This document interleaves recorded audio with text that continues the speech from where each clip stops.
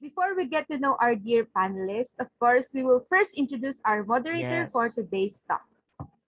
He began professional work during his sophomore year in college and has since spent 30 years in various fields of the media industry with work in television, film, music videos, corporate communication, and live events.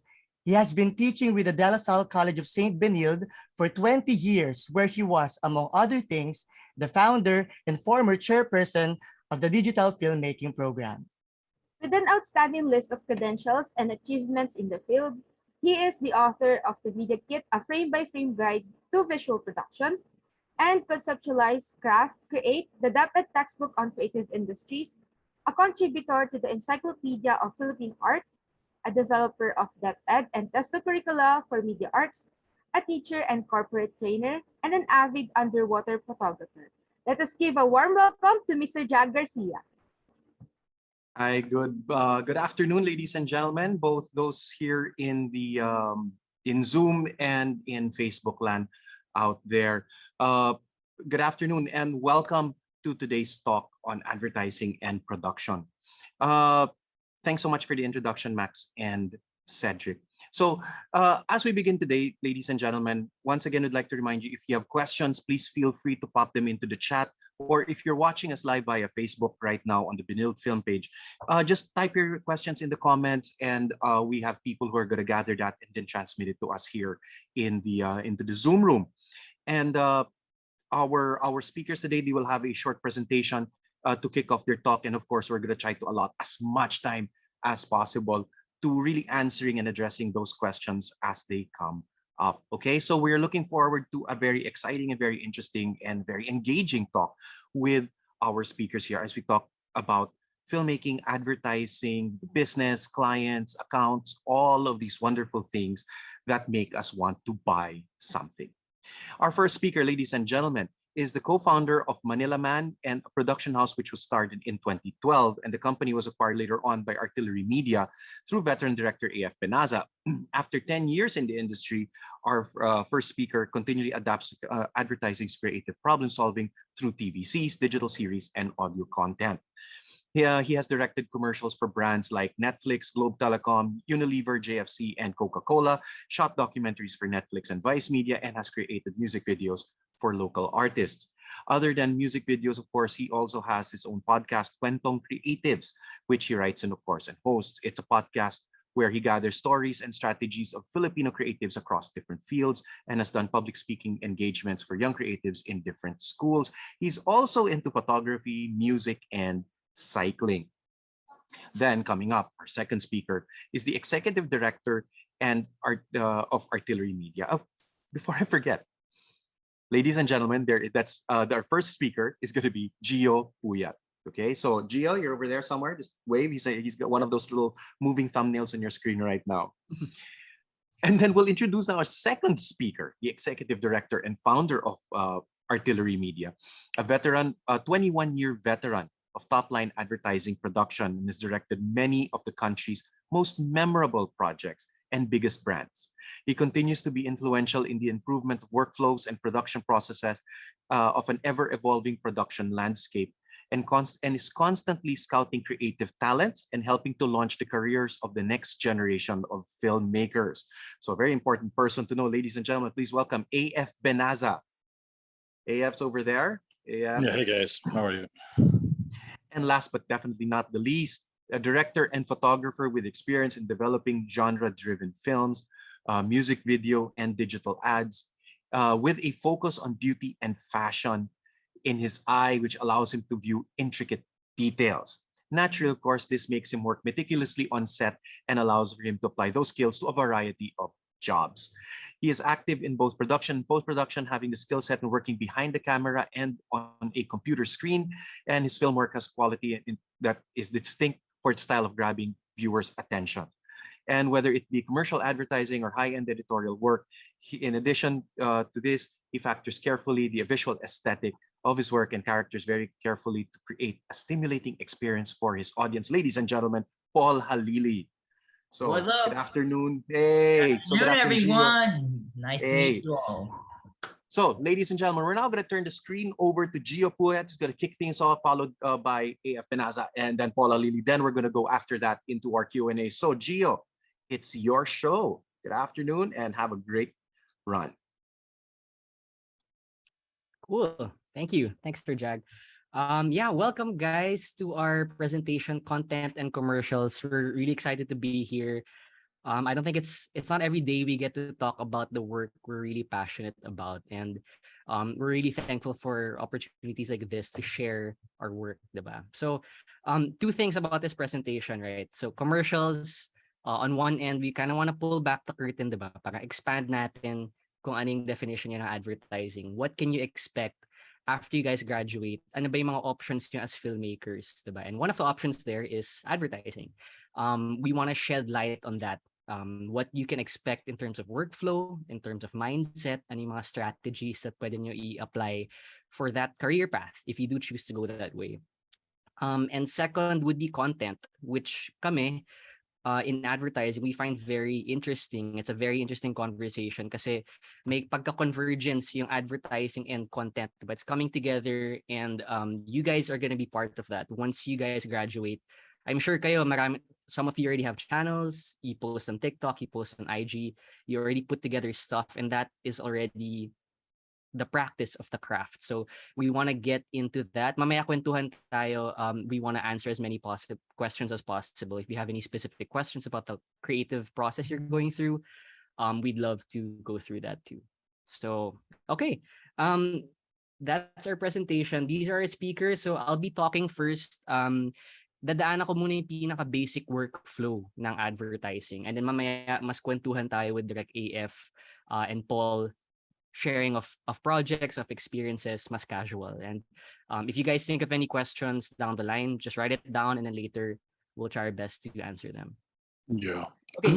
Gio, just let me just say something. Yeah, if you go guys can use the chat box just to write down notes, or if you have a question that you want to ask, just go ahead and type that out so that we remember it or you don't forget it. Because this might be a little bit of a long talk. So anything that you guys want to ask, just let us know, because I want to remind everybody that it's very rare that you get to talk directly to people who are working professionals. So the questions that you guys have today would actually help you guys a lot in your own kind of journeys in filmmaking and if you decide to go into advertising. So any question is a good question. Don't be afraid to ask. But at the same time, just go ahead and write it down and write in the chat box so we kind of see it and are ready to answer it later on. Thanks. Yeah, exactly. It's a rare opportunity. Before I got to meet Direct AF, one of our colleagues had to ambush him in a restaurant to meet him. So, and this is gonna be a good opportunity to talk and to converse about any topics you guys want on ad. Okay, so what you can expect for this presentation is just to go through the setup of an advertising project. Who are the parties involved? Who are you presenting to? Kanina nanggagaling yung budget? Lahat, diba? Yung chain of command, I guess. And second would be the meetings and presentations. So this is something I didn't learn in college. Ang daming meetings kasi you're dealing with a lot of money, you're dealing with a lot of influence and time of important people in these companies, and you have to be thorough. So these are things that I want to put up front para ma-expect yun na on the skills needed and the meetings you can expect in that career. Third would be on-set production. So once you're on the shooting day, nagplano na kayo, what can you expect for that day? And post-production, finishing up the work, diba? So I wanted to just have a structure in these phases, and then I'll just bring a personal experience throughout the presentation once we go through this flow. Tapos si Direct AF and Direct Paul can just chime in for any of their own shooting experiences then. Okay, so let's get to it. I wanted to lay out some objectives on what you guys can expect after this talk. Yung sana maparating namin sa inyo after this talk, diba? So one is really to equip you guys with a basic knowledge of production and advertising industry. Kahit overview lang, any basic knowledge I think would be super useful down the line. Second is to reveal personal insight and key lessons from real work experience. So ako naging mentor ko si Direct AF. I met him a few years ago, and the personal work experience was super key kasi this is the stuff you don't learn on YouTube videos, you don't learn in class even. It's really how the industry works and the mindset of someone who's worked in the industry for years. So yeah, that's what we want to get into, personal insight and key lessons. And third, start the conversation of what the future of ads and content creation would look like. Ito yung imamanan yung industry. So, very exciting. Lots of things have changed just in the past 3 years. The fact that we're meeting on a video call right now is already saying something in itself. So, definitely, we want to hear from you guys. Let's open up the conversation on content. Okay, let's start. So, I wanted to talk about industry entry points first, diba? Kung gusto mo pumasok sa advertising, what are the entry points you can do? For most production roles, hindi kailangan lahat director, pwede ka din maging a production designer, cam dep, project manager, ganyan. So, one of the more obvious ones is apprenticeship, diba? If you find someone who's already working in the industry, you shadow them, you follow, you learn, and then eventually, you meet the person, you meet the network of that same person. And for some people, it's kay Direct Paul. He went under Direct AF for a few years, and he can share some stuff like that later on. But that's how he got into the industry.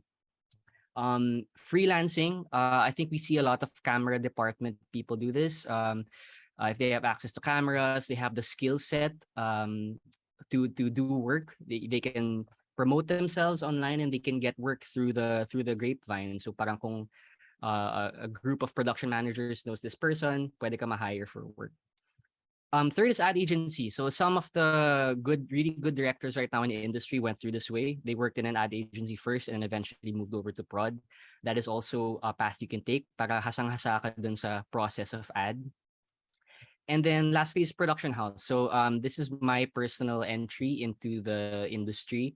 We started a startup production house. So that was called Manila Man back in 2012. So magta 10 years na. We did a startup. We wanted to do it. We were just a really small company, mga 10 people lang. And then we tried to get clients on our own. Una mga kapitbahay, mga tito, ganyan. And eventually we started getting more clients later on. But yeah, this is just a quick overview of how you can get into it. And then I guess just see what works for you, diba? Depende naman sa oras mo, sa buhay mo, sa schedule mo on what you can commit to, diba? But there are these paths that you can take.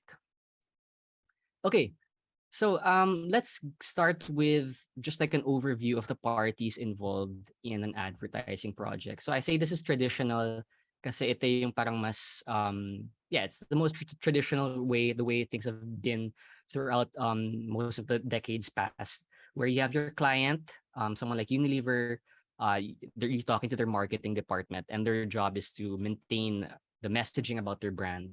They go to an agency. You have different agencies like BBDO, Ogilvy, BJB. You will eventually remember these acronyms, but they're agencies that work on the ad campaign. And then they get production for execution of those ideas. So that's kind of like the basic workflow, diba? So my brief si agency, I want to sell this shampoo, and then it's up to production to execute that creative vision. Just some examples I want to share on how this can be exciting. I think kasi ito yung parang iniisip ng tao usually na magbebenta sila ng food or shampoo or whatever. There's not much creativity involved as a filmmaker. I quickly learned that wasn't true once I got into a project kasi yung execution napaka-importante, diba? You guys put your signature on the material. Yung nakakuha niyong agency brief is just like a skeleton, a basic structure of the message. And it's up to you as production to bring that to life. And you, by doing that, you put your own signature on it. So yung pangalan mo yung nakalagay dyan sa ad na yan. And as an example, I wanted to show something I did for Unilever. So the client was Sunsilk. These are examples of the agency board. So they'll send me this really early on. Direct, we have an idea. We want to promote our shampoo in a fun way for summer. We have 4 endorsers. We have si Kath Bernardo, Francine Diaz, Bel Mariano, and Maris Racal. How do you execute this? So, the fun here, which I found out, is always you can always put your own spin to it. You can you can add your own signature, your own way to do things. And for me, what I wanted to do was do this like split screen color blocking to show the different varieties of the shampoo. Um, so you do have that room to execute, diba? Even if the creative idea is there, how do you put your own spin on the agency board? And siguro later we can share, diba? There's so much different ways you can go. And the goal is always to maintain the communication goal, diba? So it's creativity, but it's creativity with limitations. And sometimes those limitations make it even more exciting, diba? Hindi ka lang pwede conceptualize ng sobrang layo na idea. Kailangan ma-maintain pa rin yung communication goal. And the goal even here is not exact. It is to sell shampoo, but the goal is also to make the viewers feel something, diba? So when you're handling that as production, you're talking about mood and tone, diba? You want something to feel fresh, something that when you look at it, it feels good to see. So that's also your communication goal, to bring out feelings in the audience. And that's really a whole process in itself. Yeah. Okay. So that's it for the traditional setup. I'm sure sila AF and Paul can share later many different setups for that. Another way, which is happening more recently in the past few years, is this non-traditional setup where client goes directly to production. The marketing department of client, sometimes they have an in-house agency, they have in-house creatives, diretso na sila sa execution. And one example of this from experience is working with Netflix Philippines. Sila, they went straight to us, and we had to execute their idea. There's a lot of positives and negatives in this way. Sometimes you don't really have the structure of the traditional setup, and you kind of do have to take on more load as production. An example for this is what we did for Trece. So the brief was magkaka-bagong animated film si Trece on Netflix. So it's a big thing. Filipino IP, original comic, will be adapted into an animated series. And then the brief for us was, how do we bring the people involved in the project together to talk about it? So they wanted a roundtable discussion. Liza and Shay Mitchell from LA to talk about the English side, and then sila Budget and the writers. How do we get them all together and talk? And the challenge for us was to, nung una kasi parang podcast pa dapat siya or talk show lang. But we pushed to them na baka mas interesting to see them visually talk about the material. Kind of like a conversation show. And yeah, we were able to get this, we were able to mount this shoot from conceptualization to the final product. Lahat iisipin mo, diba? How do we call the creators from LA? How do we patch them in for a live conversation? Iba-ibang bansa yung ibang creators. Budget was in Denmark. Si Kajo nasa Cebu. Even pitching Atom Araulio as a host, that was on our end. Diba? This was more of like an open conversation with client. How do we make this better? And then eventually we got to shoot it, and it's on the Netflix platform, so you can actually watch it on Netflix. Yun. And the communication objective here was, how do we geek out about this material and give fans something to watch after they've seen the series. So yeah, this is an example of more of a non-traditional setup. Something else is this thing I did for Globe. So this also was straight to Globe from our production house. And what I wanted to highlight here is your capacity for original ideas, diba? Hindi porket nasa advertising ka, gagawa ka lang ng mga 30 seconds or whatever. The playing field now is so vast, and there's so many different opportunities to make people feel things on social media. And I think this is an example of it, kasi these were narratives that I pitched to Globe. Mga original ideas ko on how we can promote Mother's Day, Father's Day, and Grandparents' Day for a whole year. This was 2019. It was a big pitch. They asked for how can we like have a year's worth of narratives for Globe, and then yung pitch ko sa kanila is to do like different slices of life stories ng mga characters around the Philippines. So we shot in Zambales, we shot in Dumaguete, in Pampanga. So we wrote these stories from the ground up with client. And to subtly lang promote the use of Globe. Walang parang, hey, buy now, buy this plan now or whatever. It's like very subtle. you see characters on video calls with each other, they're calling, mga ganyan lang. And I find that exciting too. And that's, I think, something you guys might eventually run up to, diba? How do you, when you pitch your original idea, how is it, you have to make sure it's a solution to your client's problem, diba? In this case, for Globe, diba, they wanted something that could talk about the Filipino experience, diba? So that's why I was trying to pitch them the idea na this would be a good idea for your brand. And it's always your responsibility to sell your vision. And I think that's something you guys will have to practice later on, diba? Telling brands, telling producers why your vision, why you're the one to execute that vision. Yun, and I mean, just it's also exciting. This is one of the most memorable projects in my life kasi nadala talaga kami all around the Philippines. We were shooting sets in places na parang I didn't think we could do, you know. The whole process was really fun. And I think that's part of why we love our jobs, because it's always a new creative problem every time. And that's what you can expect in advertising. Iba-iba yan all the time. Okay, so those are the setups. And next we have meetings, diba? So these are the things that I never expected I had to do when I joined advertising. As background lang, I graduate ako sa Ateneo 2011, and akala ko magpipelikula din ako. As in, that was my thesis. My thesis got into Cinemalaya. I thought I was gonna go career all the way na mag-film. So I never took any ad classes. I just had to learn these things on the fly. I didn't know what the feasibility meeting was. I didn't know what the pre-production meeting was. That's why I wanted to share it with you guys, kasi kasama talaga to sa trabaho, because you have to present ideas, you have to present treatments to all the parties involved, kay client, kay agency, because people have to sign off on this because it takes real time and energy to execute, diba? So you're dealing with these large budgets and a brand campaign.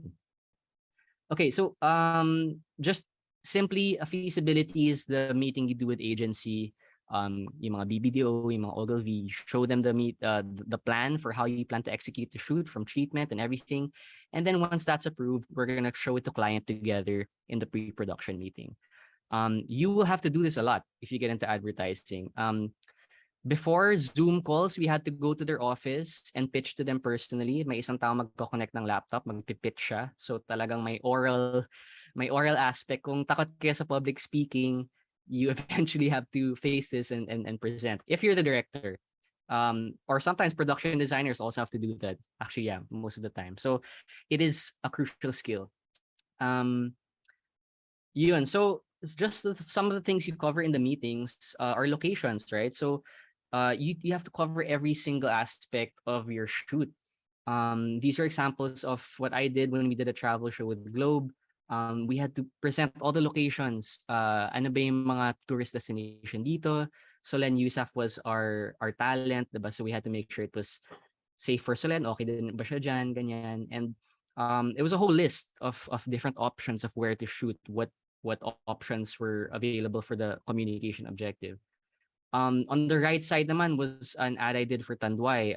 This was a set build. So mga early on, you have to show clients ano ba yung klaseng furniture yan, ano ba yung parang mid-century something ba yan, or I mean, you have to describe what you're gonna do in a meeting so you can execute it on the shooting day. And all of that has to have justification for your mood, for your tone. That's locations. For casting and styling, every single person you see on the frame of that ad is intentional. What you on the left here is a storyboard of tourists on a boat. And then when we shot this, we casted everyone. Those two white guys, that girl, the guy in the middle is actually our producer. So sinama namin siya sa shoot. Everyone who is on the frame in the film, in the commercials you see, lahat yan kinast yan. Even what they're wearing, their styling, in-approve yan ahead of time. Here on the right is something I did with Ivana Alawi for Netflix. All of that casted. It was for Netflix Bridgerton to promote the show Bridgerton. So everything had to be within the era, diba? What Ivana was wearing, Magka-gloves ba siya or what? Ano yung jewelry niya? Ano yung hairstyle niya? Yung mga maids sa likod, what kind of color should they be wearing? How do they stand out from the white background? All of these things you'll have to discuss, defend, negotiate, and present to client and agency. Set design too, that's also very important sa mga gusto maging production designer. Production designers work with 3D models at first. So this is on the left is something we did for Netflix. We did a game show with them, alas Netflix. And then we had to make this big set. So our production designer had to do these 3D models, work with the branding. Sobrang dami naming back and forth dito. Iba-ibang color palette, iba-ibang set, iba-ibang sizes. And executing it is another way. Dapat pagdating ng shooting day, malapit siya dun sa present niyo. If your client goes to your shooting day and it's a different set, patay kayo lahat. So very crucial yung sign off ng mga materials. Even here on the right, ito yung mga gulay, yung the feel of the parang bahay kubo set had to be very planned from the very start.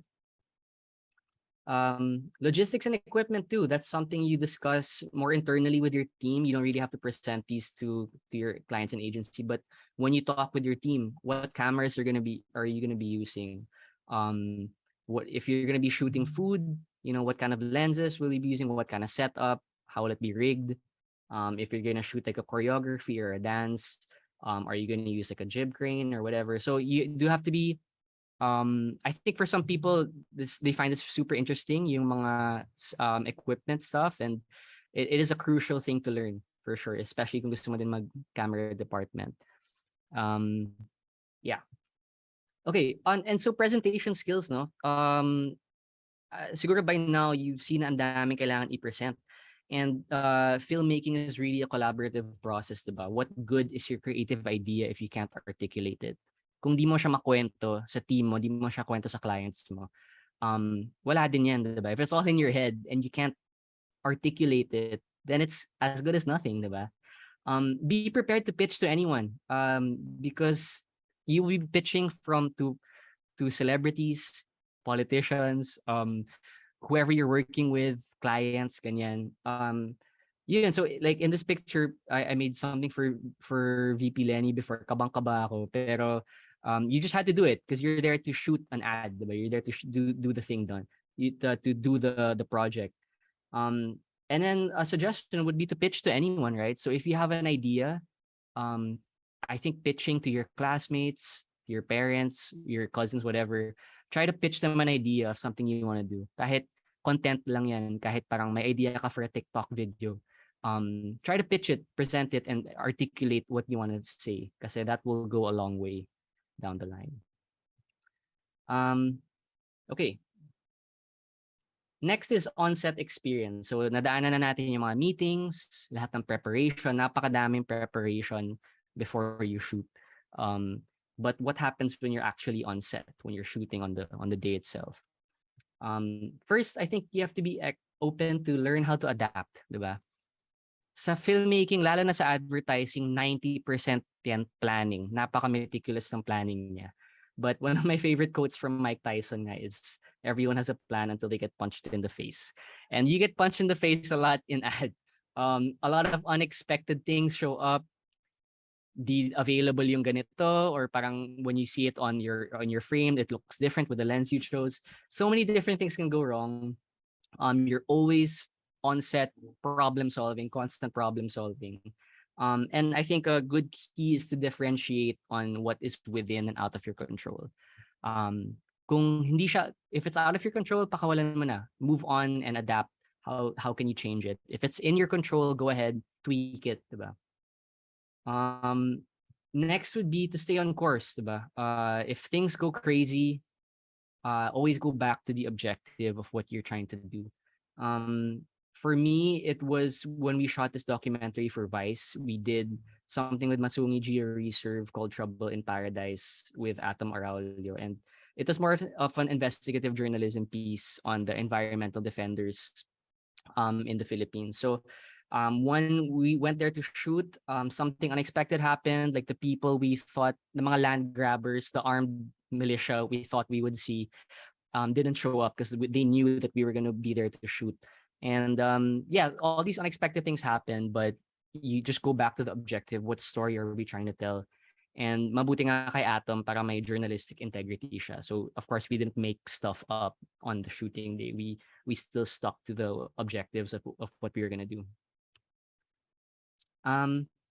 Okay, and then lastly for post-production, diba? So at the end, na-shoot nyo na lahat, you went to your shooting day, you got the footage you wanted, what to expect in the post-production process. So yeah, these are these things that we call the offline interlock. Offline means cut to cut lang. So walang graphics or anything. It's more of the pace of the edit, the more cut to cut thing. And the online interlock is more of adding the effects, the color grading, the sound design, everything on top. So I'll just expound on that. The offline is more finding the pulse of the edit, no? Parang how do you find that flow?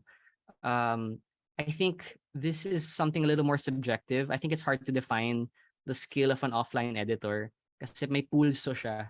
And it's really a skill to, it's hard to define, but when you're watching something can flow properly, and that's really the skill of a good offline editor. It's also the challenge. How do you get the message across in the running time? Especially when you're working with 6s, 15 seconds, 30 seconds. If you shot too much material, that's kind of on you as a director. You didn't plan for the running time. Diba? So sa mga gusto mag-edit dyan, this is one of your options to be an offline editor. If you guys like, you know, kind of more the craft of like finding that flow with footage. Next would be for color grading. So this is something I really enjoy actually. It's just nice to see your images come to life. You get to control mood and tone, right? So these are some examples of films and their color palettes.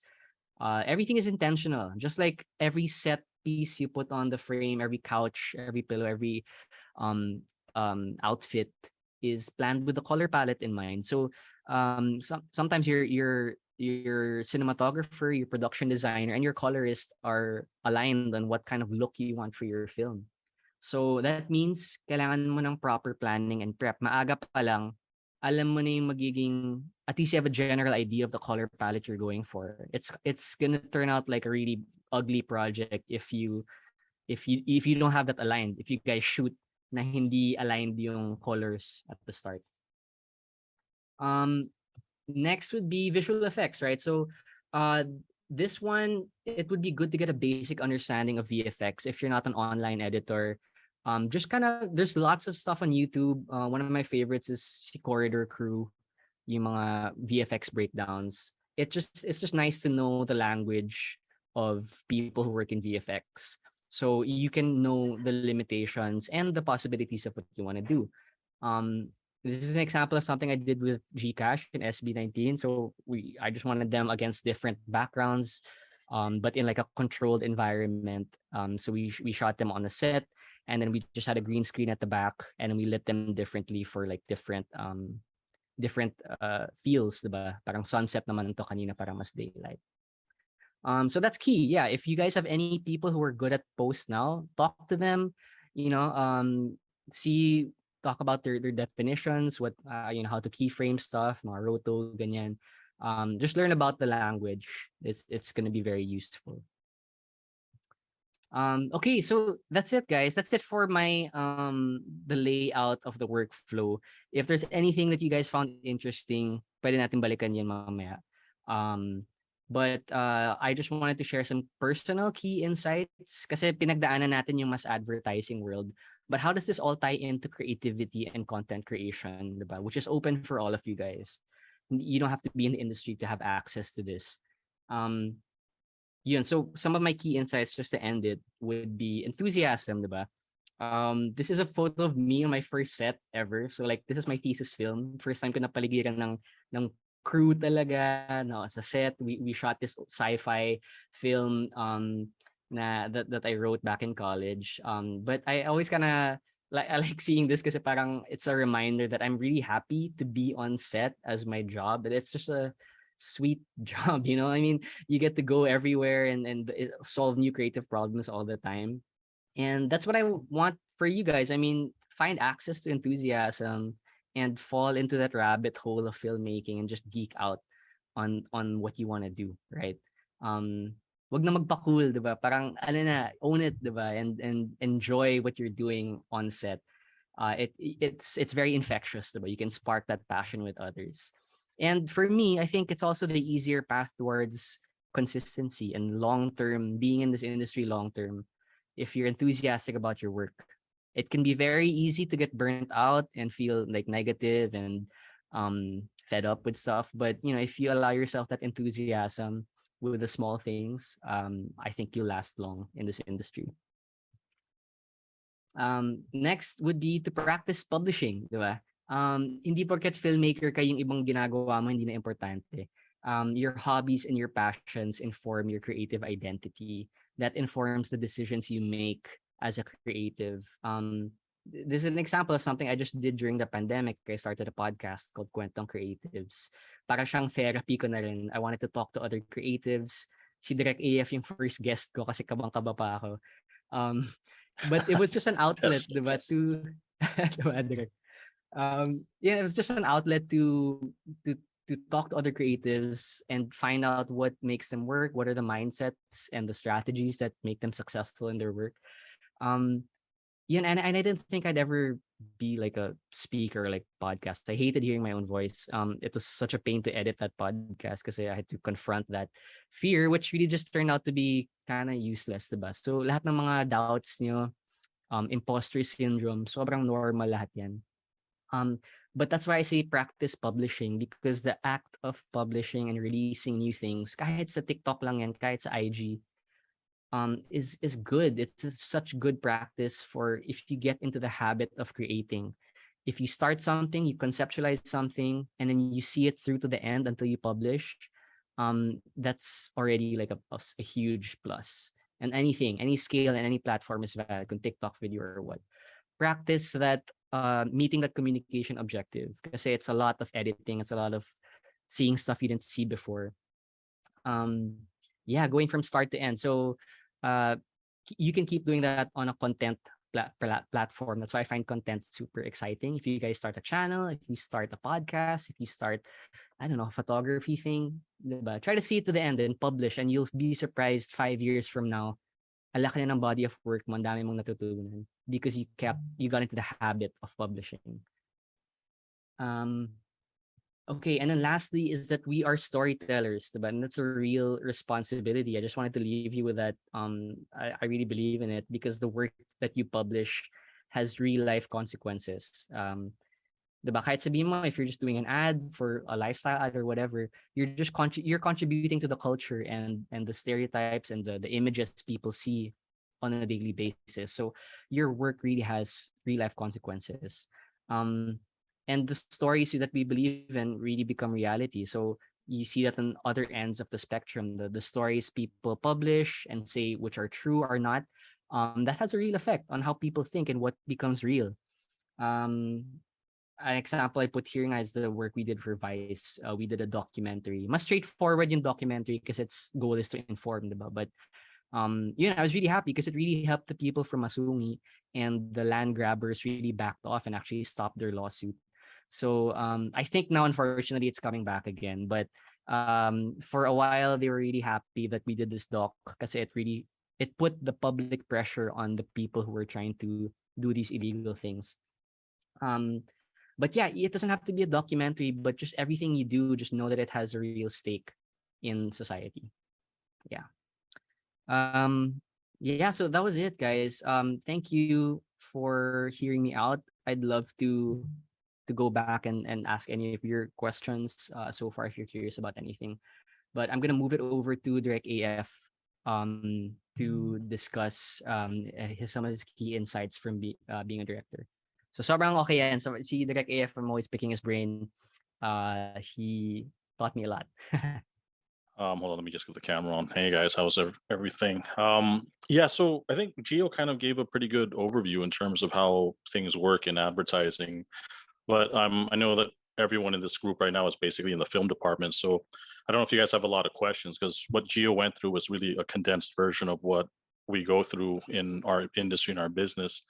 And I know that a lot of it probably isn't something that's familiar to you guys. So if you guys have questions, or if you guys are interested in advertising and kind of want to, ask us anything like from here on forward, just let us know.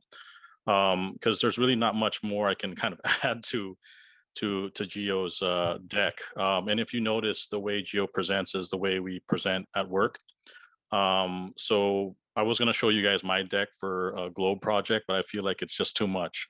I think what Gio did is kind of condense everything and show you guys kind of how everything works. But I think what you get a sense of is that what we do as directors is really provide vision for the concepts and the executions, things like that.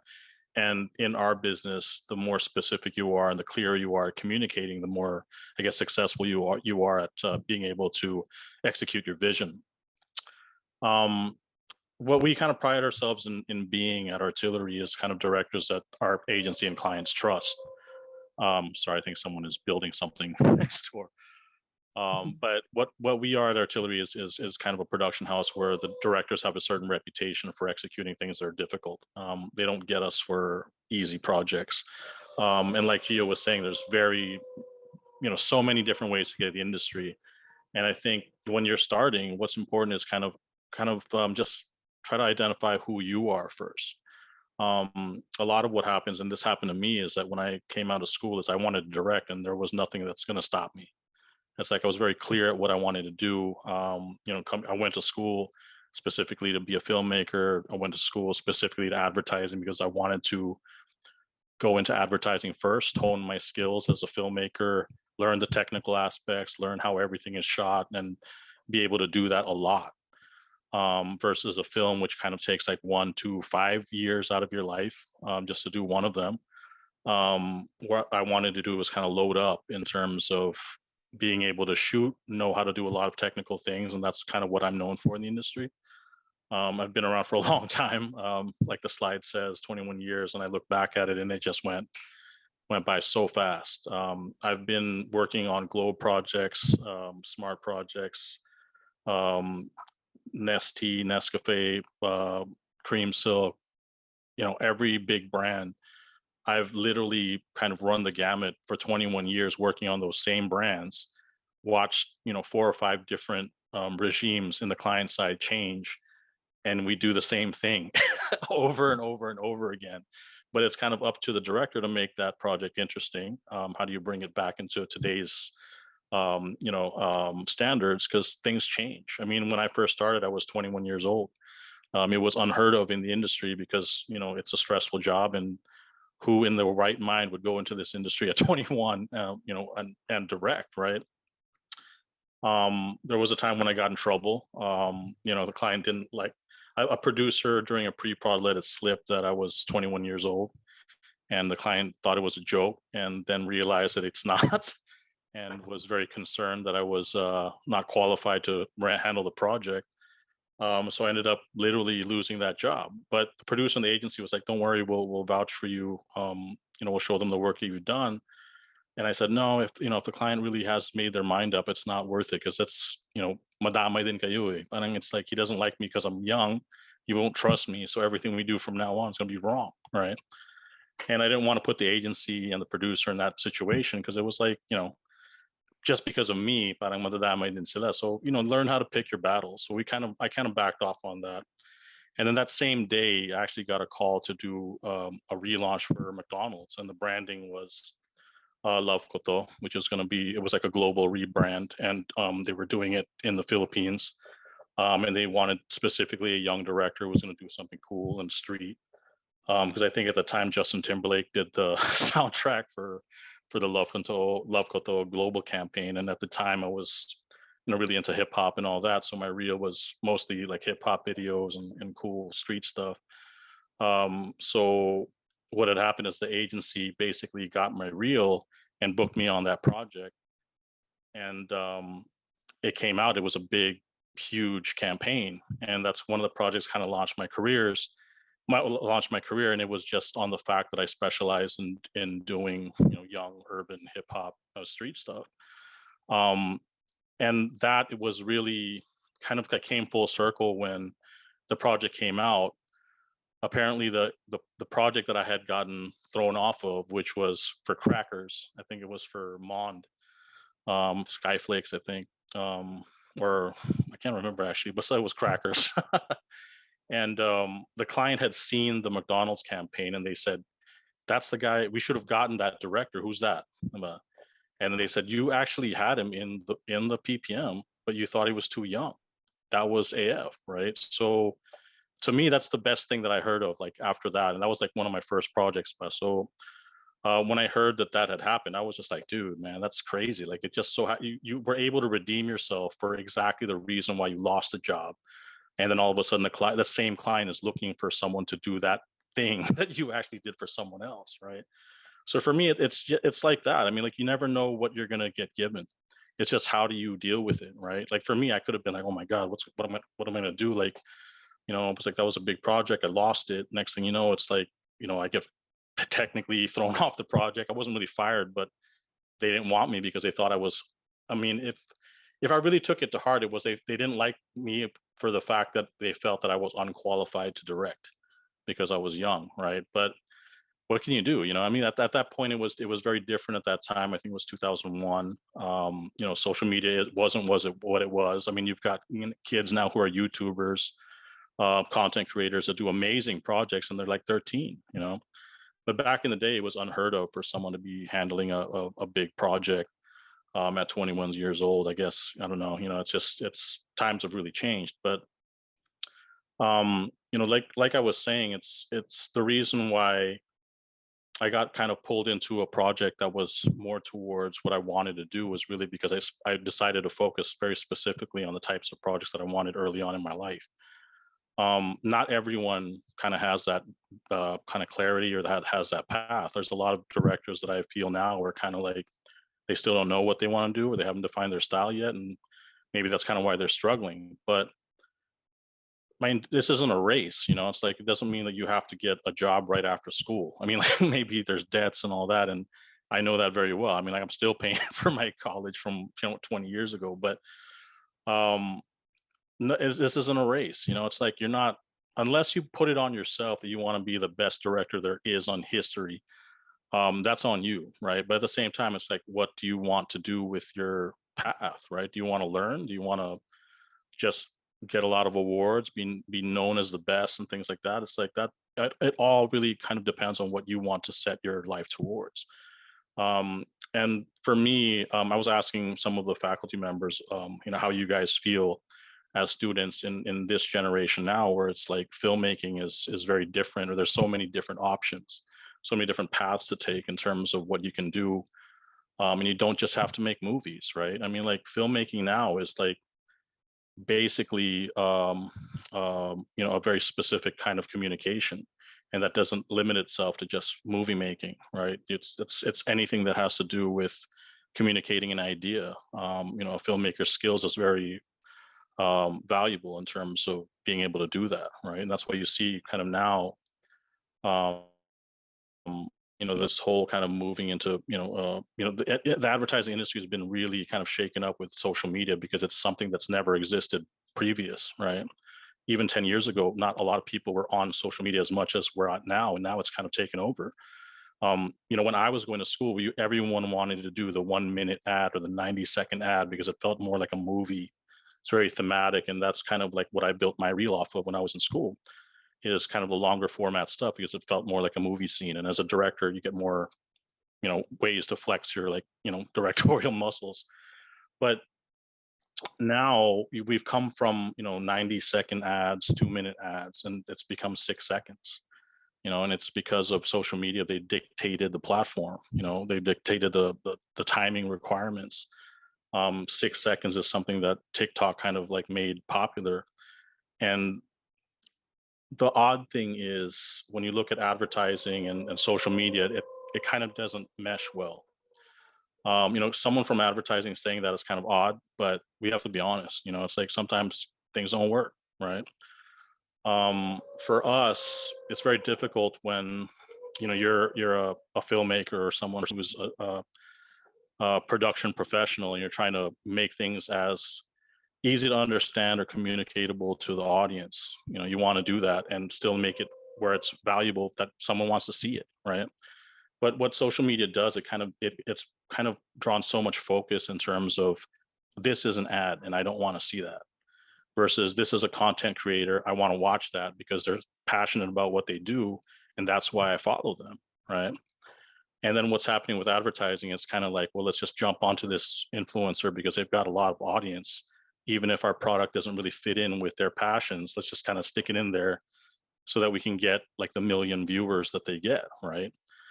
So, there's ways that social media has kind of evolved. Obviously, they need the advertising money because that's what pays the bills, right? But at the same time, there's also features where you can block ads.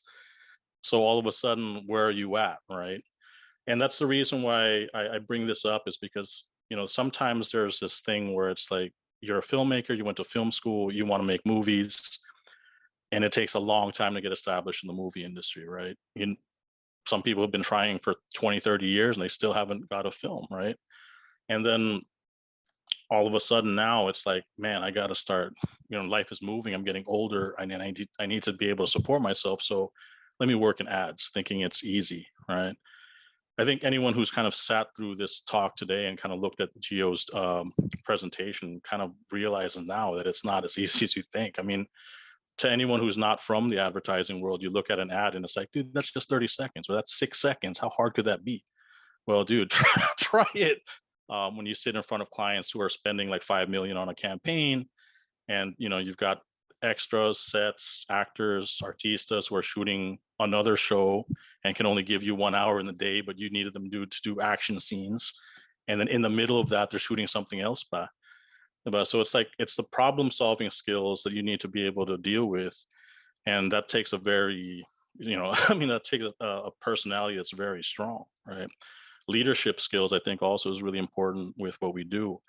But at the same time, I don't want to alienate the people who want to go into filmmaking and be other things, right? Like, I think so many people just want to direct, and that's like the pinnacle of what you can be as a filmmaker.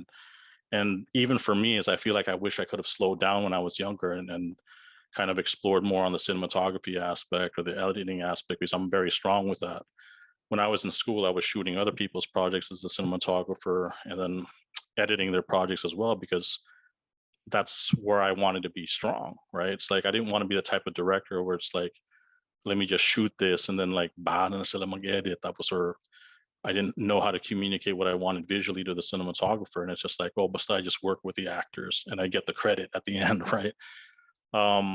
It's, for me, it's kind of, I wanted to kind of get a good understanding of every department so I know how to inform them in terms of when I give them my vision, my direction. I want to be specific and say, this is how I want the audience to feel at this moment.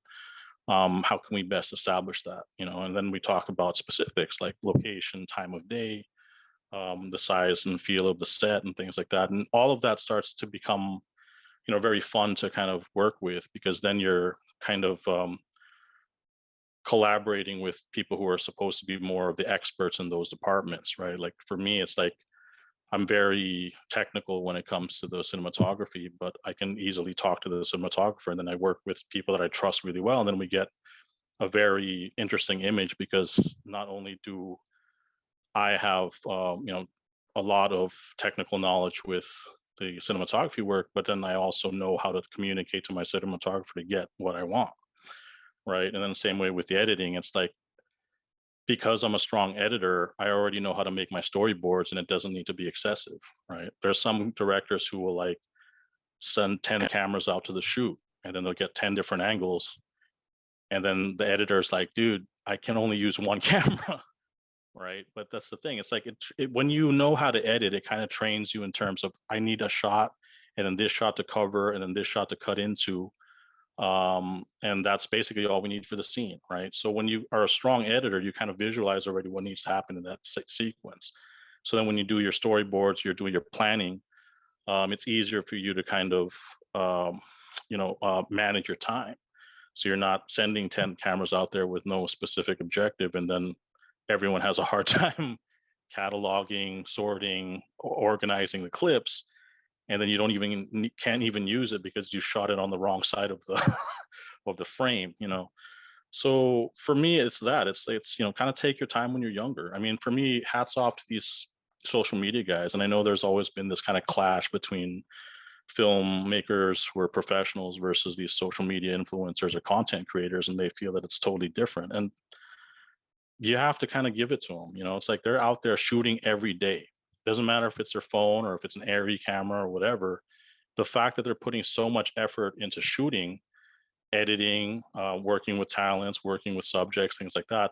It's if you compare like the shooting ratio of the average influencer, let's say, who makes a video a week, one video a week, versus a professional like me who basically does 3 ads a month at my prime, right? 3 ads a month, average of 2 shooting days a project. You have 6 days out of the month, right? Versus a guy who's literally shooting every other day, and that much commitment and experience with their camera, even if it's their phone, kind of puts them at a much greater advantage because they know what they need to get, right? They know what shots would work. They know how things would look better depending on scale, what lens, composition, all that, because they're actively going out there and shooting all the time, right? So for me, it's like I don't like to kind of knock down content creators because it's the new thing, right? Plus, to me, in terms of technical skill, they know a lot versus the standard director or standard cinematographer, right? So it really depends now, especially with you guys' generation, because there's so many options available. So where do you want to go? And you don't need to feel pressured to kind of make the decision now. It's like, I think when you're a student, it's just absorb all you can, be a sponge, right? Absorb all you can, take all the good things, weed out all the bad things. Because even if there's professionals, there's also bad habits, man. I mean, like, I've worked with a lot of cinematographers that overlight. It's like I have a very high shooting ratio for my boards. Like I used to do like at least 24 setups in one day, right? But which is ridiculous with the amount of things that we have to get done. But back in the day, it's like I would shoot with multiple cameras, things like that. But now it's kind of like that's the standard. It's like a lot of these guys who come from the influencer or the content creator background say just go and shoot and shoot and shoot, and they know, right?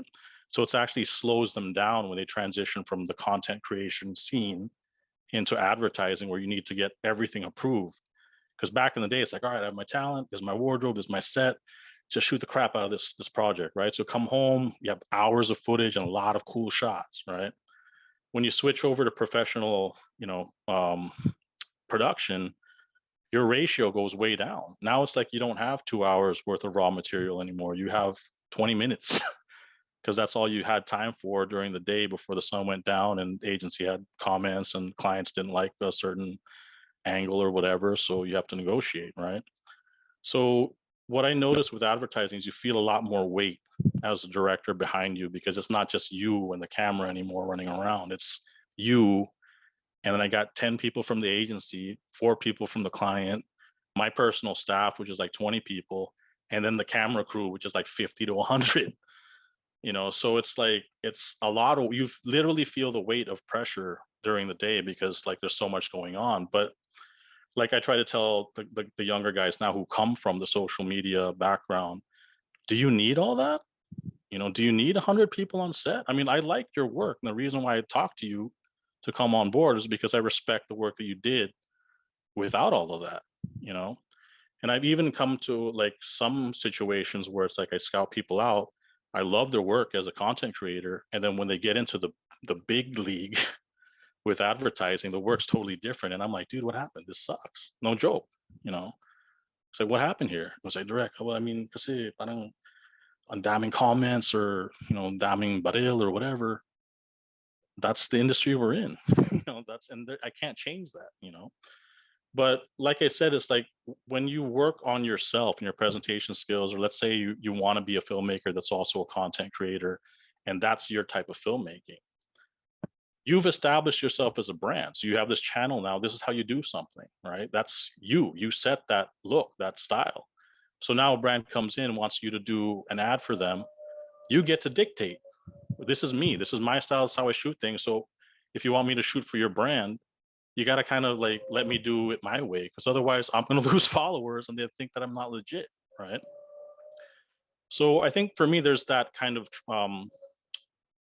it's kind of like a balance. It's like when you're a content creator, it's like you spend so much time defining your style, your look as a filmmaker, so that when a brand comes in, you can kind of dictate really what my look is. So it's like, I want to do this, and then you pitch them your idea, and it becomes truly more your vision rather than you just holding a product and getting paid. But like I said, I think the best advice I can give to people coming straight out of school is use the time you get to kind of build yourself up. You know, it's like, what do you want to specialize in? You know, do you want to do more fashion oriented stuff? Do you want to do more emotionally oriented stuff? Storytelling, lifestyle, food, so many different things, right? But I think unless you kind of make that decision for yourself, what do I want to focus on today? You know, it's not going to be your whole life. Like when I first started, I wanted to do lifestyle stuff because I thought it was cool. Then I got bored with it because it's like, how many times can I shoot a celebrity looking cool? You know, it's like, it's got to be more to it than that, right? So then you want to do more dramatic stuff. Then you start working with story. I got very popular for doing like boy meets girl boards. And then you start doing a lot of things where it's like you look at movies that you really like, and then you use that as references, and you know, and you get to literally create these little scenes at a quality that's like a movie, international movie level, that you can't do in any other industry here. You know, because like the budgets that we're given on an advertising project is literally the budget you're given for a movie. So think 30 seconds, 6 seconds versus 2 hours, right? And I'm given that full budget to execute a 30-second or a 60-second ad, right? So for the TVC directors, I think that's the thing that we're kind of spoiled on, is that we've been given the tools and the budget to be able to make something look on an international level, whereas the film guys kind of really have it harder because they've got to produce a good film with the budget that we're given for a 30-second ad, you know. So that's the reality of things, and that's economics, guys. That's something that I can't change, you know, unless Filipino consumption of movies increases so much that producers are willing to spend $100 million on our market. You know, that's always going to be the case. It's like ads are always going to have more budget than the movies we hear, you know. But I think that's the good thing with your generation now, is that you have Netflix, and I'm lucky to be part of the generation that's pioneering this whole thing. You know, it's like Netflix is coming in, Amazon is coming in, you know, and they're willing to spend more on Filipino productions because it's growth for them, you know, whereas they're oversaturated in their American market, but in Asia, you know, it's still a tough battle, right? So they're willing to spend, you know, more. I hear the budgets now are like 3 to 4 times more than what local producers were spending on films now, you know. So maybe that's a sign that things are definitely improving, because once you start getting on a streamer like Netflix or Amazon, your competition is no longer the other Filipino studio or the other Filipino director or the other Filipino filmmaker. You are now on the world stage. You know, you're now being looked at by someone in America, someone in Britain, someone in India, someone in Spain, right? Your film prowess is now kind of being seen on a much larger scale, right? So I think that's the great thing about, or that's the exciting thing about times now, is that, you know, with streaming, it's really kind of opened up the industry. So that's super exciting for us, for you guys, because it'll only improve as things kind of move forward.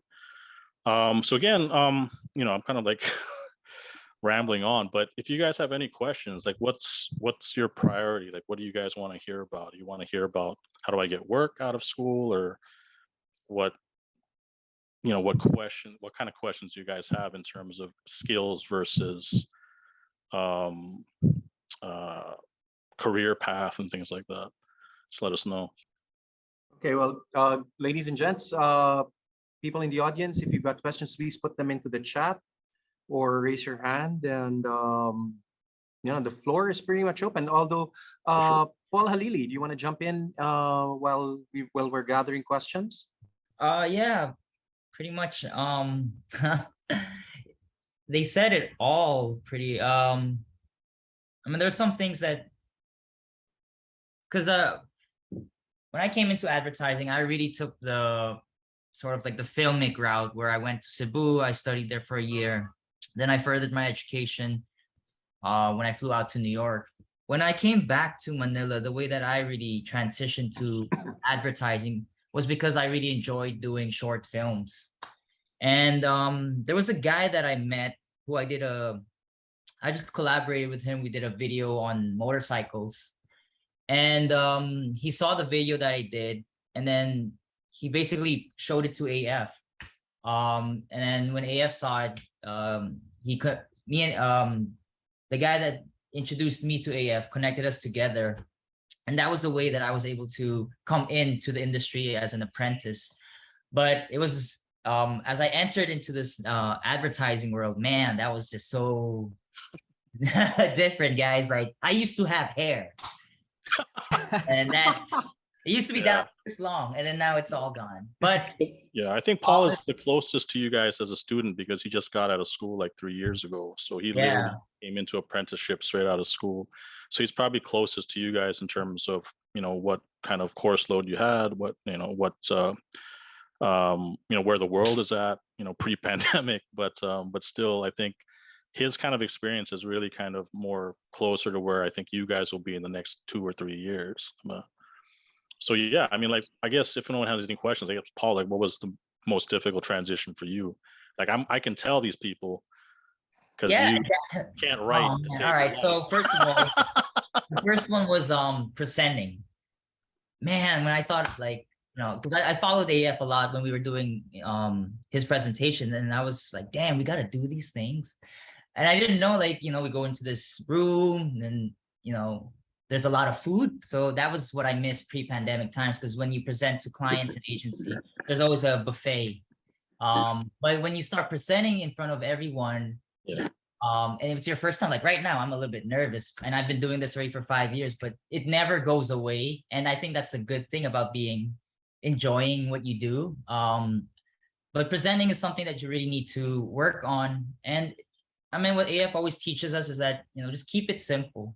When you're trying to tell someone or a client this very high concept with, flashing lights, graphics and stuff, they're not going to get that. So the best thing that you can really do is just try to show them an image, explain exactly what's going to be seen, because at the end of the day, it's just clarity. They're giving you 10 million pesos. Well, that used to be. They're giving you 5 million pesos to basically, because if they're going to give you that much money, they're gambling it on you. So you want to give them the confidence that, they can trust you on this.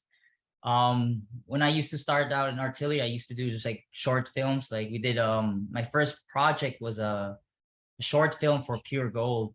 Man, that was very nervous. I was very nervous that time. But at the end of the day, like going through that process really teaches you a lot of things. And then, like what AF was saying, you just gotta have that lasa ng loob nyo. It's not something that you take lightly. And, you always have a support team. Like the production house that I'm with, Artillery, has always supported me, from the very beginning till now. So, let me know if you guys have any questions, naman. Yeah, I think there's some questions popping up now. I think the one guy asked, what's the best way to approach a professional to let you shadow them and take basically what you did? Yeah, take them out to lunch. No, seriously, like you go on Instagram. Yeah, actually, I remember this fool. He literally just showed up and was all like, "Yo, blah blah, no Dante," and he's like a good friend of mine. So I'm like, okay, well, at least this guy screened this fool, and he's not a killer. But I trust my friend, so I was like, okay, well, if Dante likes you, then I guess I can have lunch with you, dude. So we walked across the street, had some Japanese food. He showed me his stuff, and I was like, all right, well, I like your stuff, so let's see, But it's really that. It's like I don't know. I mean, how do you find a way to not be freaky? It's like, Yeah. I don't know how well, like for me, I don't think a direct message on Instagram works much. I think there needs to be some kind of, for me personally, what it was a friend of mine kind of endorsed Paul and was like, hey, this kid's good. I like this guy. He's a good person. So for me, a personal endorsement works really well. Like if somebody that I trust a lot endorses somebody, then I'm like, all right, let's see, let's see how it works out. But I mean, honestly, guys, I get a lot of texts on Facebook and Instagram, but I mean, like, unless your work is like mind freaking blowing, and and it's like, dude, I got to get this person. It's gonna be hard for me to kind of just reach out to someone that I don't know at all, because it's Mhm. like my time is precious to me, and at the same time, it's like with social media, there's a lot of crazy people. I'm just saying, it's like honestly, there's crazy people, and I don't want to be subjecting myself or the company and the other people that work with us to that. So you got to Maraming find a way. I mean, stalkers. like, I don't know. There's got to be a way for you to get an endorsement to be able to get time with that person, to be able to open that door. Otherwise, someone's got to vouch for you. It's like Mhm, mhm.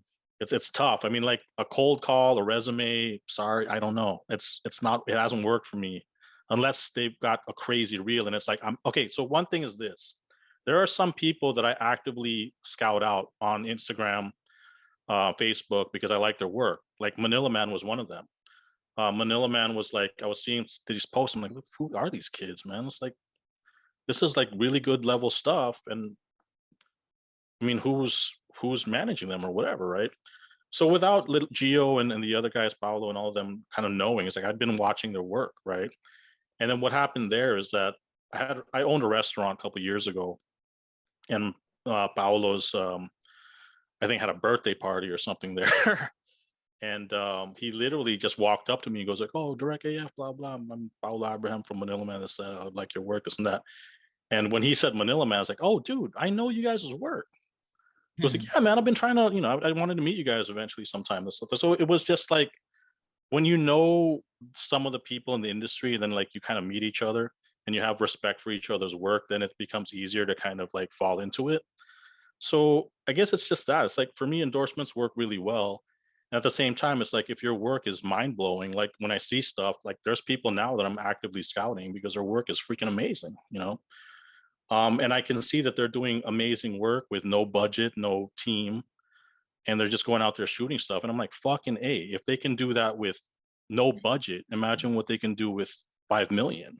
So it's just that, really. It's like, the work has to speak for itself. Two, it helps a lot if you have a connection in the industry to somebody who can give you an endorsement.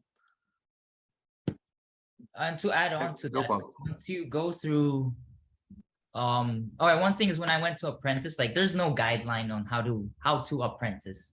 You just really have to go. So one thing that you gotta really stick to it, man. Like if you're gonna apprentice, like AF's not gonna tell me where he's gonna be at. I had to find out where he was. Then when he has a shoot, I was always there. You gotta make the effort, because if he's gonna put his time on you, you really gotta put your time on exactly, put it exactly giving him your time, because he's not going to be the one that's chasing you. If you really love what you're doing, you'll jump rivers, you'll cross oceans or whatever. But the point is that you also have to do it. You have to be make the committed. effort to Yeah. be there. Yeah. And showing up is just one of the most simplest things that you can do if this is something that you really want to do. There's something I just saw in the chat box, and I want to address this because it's somebody who's more concerned about their film career. Hello Panel has mentioned that everyone wants to go into film. What makes advertising appealing? Why stick with advertising instead of going to films? All right, guys, this is, for me, is just kind of a slice of humble pie.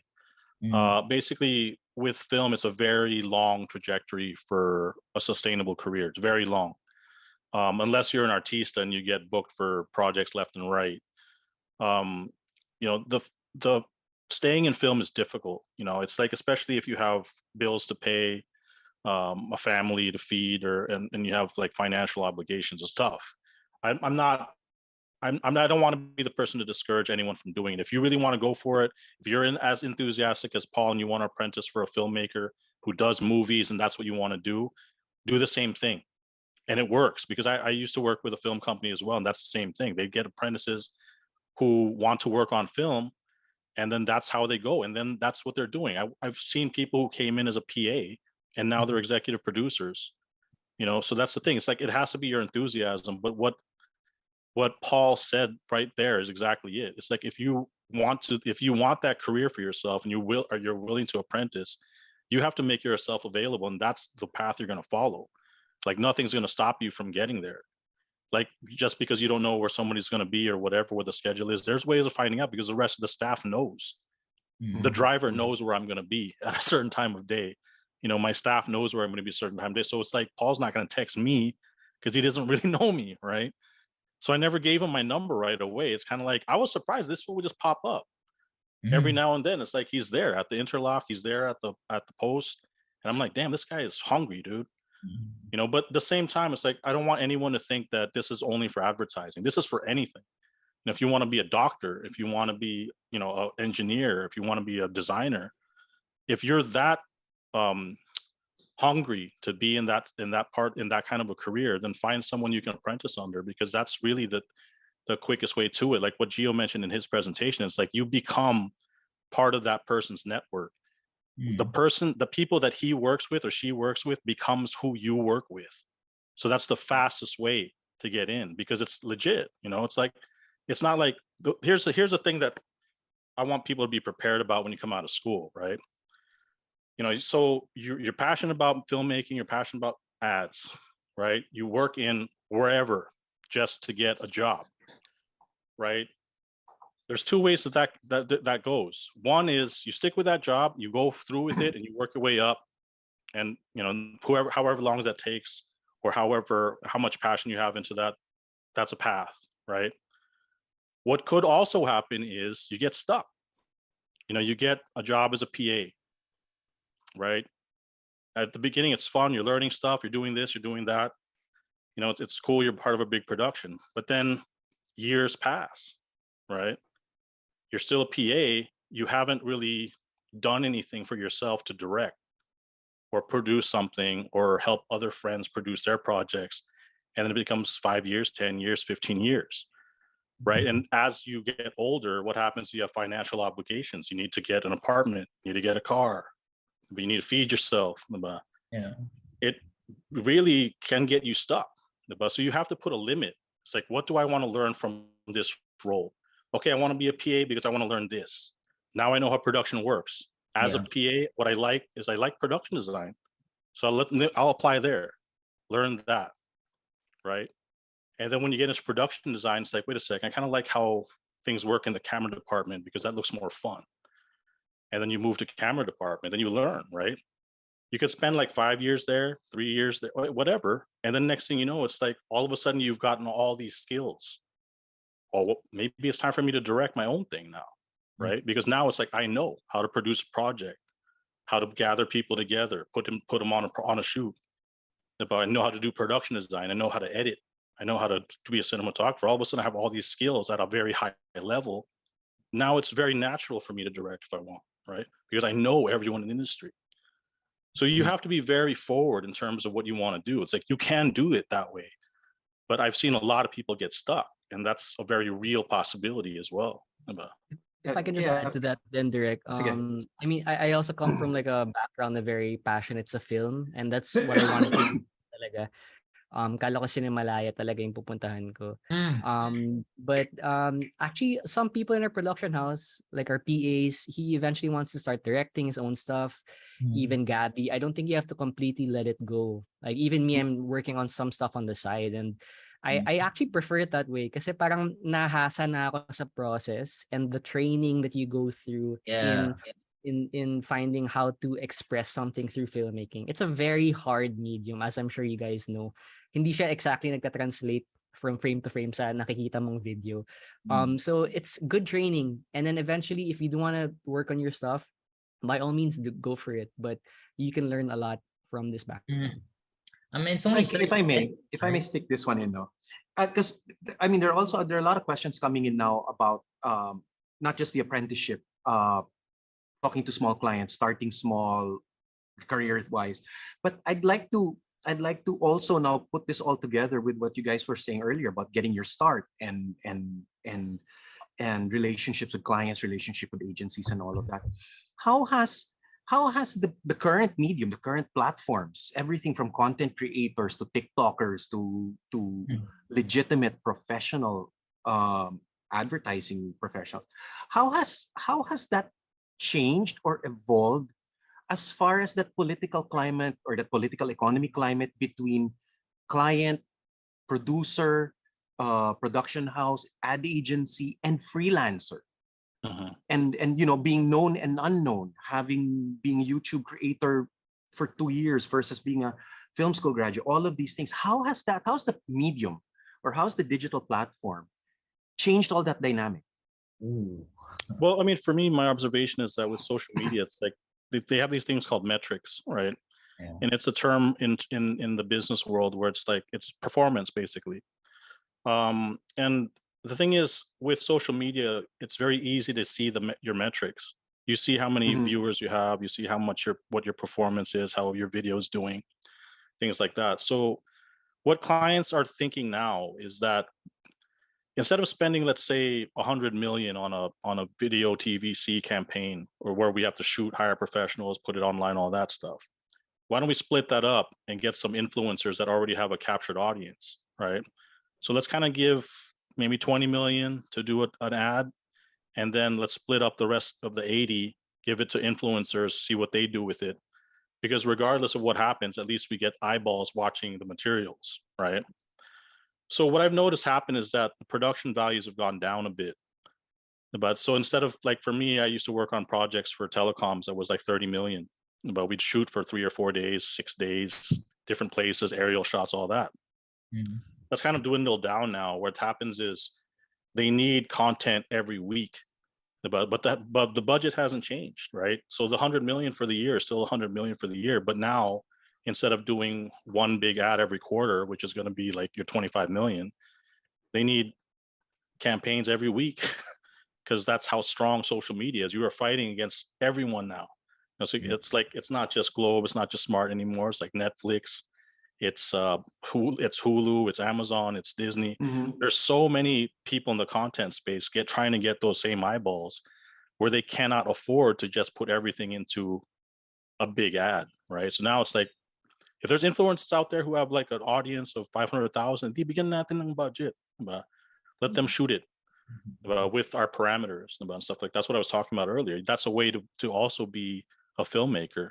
You know, you develop your channel, but the thing with that is you're investing your own time and money to build yourself as a brand that these brands want to work with, right? So that can translate anywhere from a year, 3 years, 5 years, 10 years. Diba? So the thing for me, what I've noticed is that it really is the amount of effort that you put in to make yourself either a social media celebrity or a professional in the industry or a full-time filmmaker, right? The more work that you do, the more work that you get known for, your value as a filmmaker goes up, and then you have more options, right? Problem with it is if you're just kind of sitting there waiting for things to happen, everyone else is moving. You're getting left behind. So you have to kind of pace yourself out and make a decision, where do I want to go? If some people want to work in film, exclusively, there's a way to do it, right? But again, that is an investment in time and money that may be longer than another avenue, right? So I think it's just that. It's like, what's your passion? What do you really want to do? And how will you get there in terms of like, what's your financial capacity, your potential to earn, all that, and consider that, because if you're that passionate, you've got that kind of talent, it'll pay off. You just don't know when, you know. So that's the thing. It's like your value has to go up for things to be able to come back to you. So it's like, you reap what you sow. You put all your time and effort into building yourself up. That grows, and then eventually you'll be able to reap the benefits. But that's not going to happen without work, you know. I just want to add too, like something that I found interesting was the shift in taste where people are looking for authentic stuff. Parang I feel like that's what we're always trying to hinahabol namin sa ad, diba? How to be authentic. Like that's always one of the objectives of the brand. How do we look like we're not trying with millions of budget? Because that's what's natural to the content creators eh. Kasi napaka-authentic nila. They're just filming themselves and sometimes kaya kumakabit yung brand sa kanila kasi they have that authenticity naturally. And Yeah.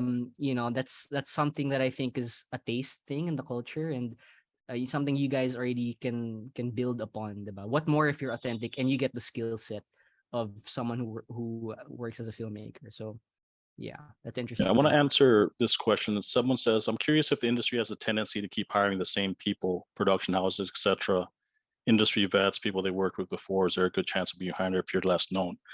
Okay, so I just want to kind of like put some context into that. And the actual answer is yes. That's the short answer.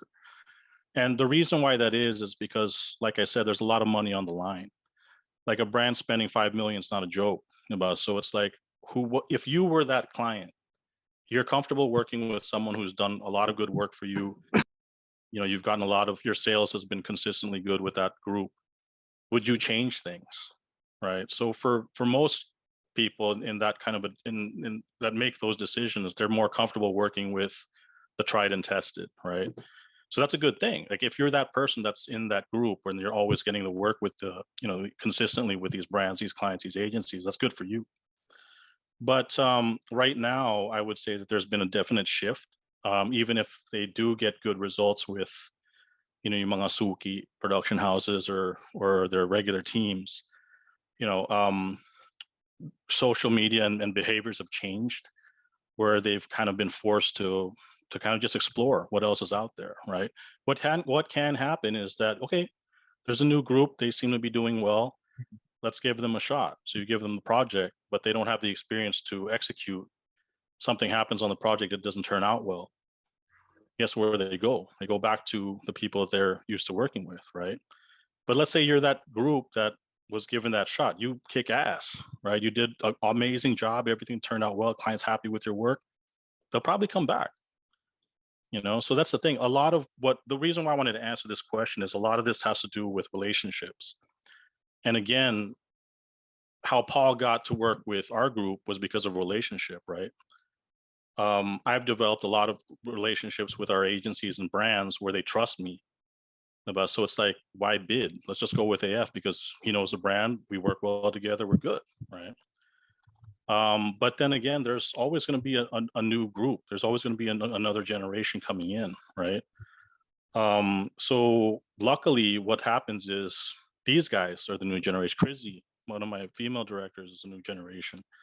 So it's like the good thing is that I've been able to kind of set them up with a staff that works well with, you know, with them and also manages our clients and agencies very well.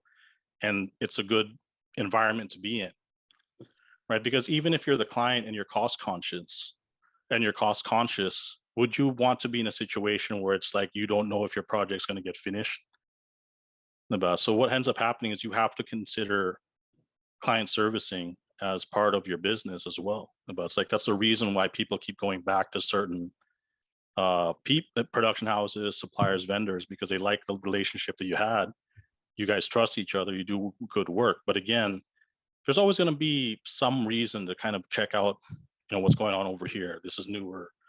But at the same time, it's like for a company like us, we're trying to constantly evolve all the time, which is why we want to always be ahead, right? So we get, you know, the new directors, you know, have a younger perspective on things, not try to force the old ways, because I mean, even from my end, like veterans tend to kind of stick to their guns, right? Like they don't want to change, they don't want to evolve, but I've always kind of knew that.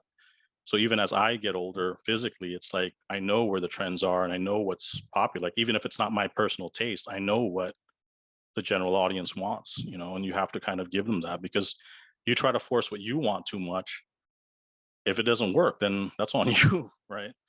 So I think that's the thing. It's like there is, you know, it's trust, you know, and people, they like to work with who they trust. If they get good results, then more or less they'll stick with them. But like I said, it's like even for me, for someone who always is scouting out new talent, you're always curious what else is out there. So you'll give it a shot, Mhm. just be prepared. If you're fortunate enough to get that shot, is you really got to go with it all the way. Yeah, I think someone wants to ask a question live. Si Kat. She Mhm. wants Yes, to hello. talk. Yeah, go ahead, Good Kat. Hi, afternoon. Kat. Kat, Can you switch Hi. on your cam? Oh, sorry, sir. My cam's kind of wanky at the moment. That's all But right. I just wanted to ask about bidding wars.